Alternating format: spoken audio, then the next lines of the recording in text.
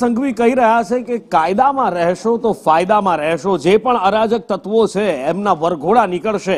સુરતમાં થોડા દિવસ પહેલા જ આપણે જોયું હતું, એક પીઆઈ માઇક પર જાહેરાત કરતા હતા લોકોની વચ્ચે જઈને કે આવા બે કોડીના લુખાઓથી બીવાની કોઈ જરૂર નથી, અમને જાણ કરો, અમે એમનું સરઘસ કાઢીશું, વરઘોડો કાઢીશું। વરઘોડા નીકળે છે, સરઘસ નીકળે છે, પણ હવે એને લઈને પણ રાજનીતિ શરૂ થઈ છે। ભાજપ અને કોંગ્રેસ આ જ મુદ્દે, આરોપીઓના વરઘોડા મુદ્દે સામસામે આવ્યા છે અને કોંગ્રેસ દ્વારા અમિત ચાવડા દ્વારા ગૃહ રાજ્યમંત્રી હર્ષ સંઘવીને ચેલેન્જ ફેંકવામાં આવી છે કે જો ખરેખરમાં તાકાત હોય, બીઝેડ કૌભાંડના મુખ્ય આરોપી ભૂપેન્દ્ર ઝાલાનો વરઘોડો કાઢી બતાવો।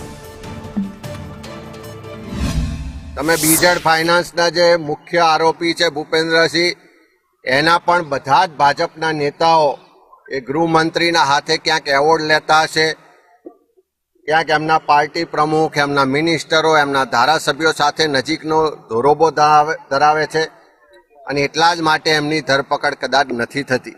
સામાન્ય ગુનેગારોના વરઘોડા નીકળે અને એના માટે ગૃહમંત્રી કોલર ઊંચો કરતા હોય છે, પણ મારી ગૃહમંત્રીને ચેલેન્જ છે કે આ બીઝેડ ફાઇનાન્સના જે ગુનેગારો છે એનો વરઘોડો કાઢી બતાવજો।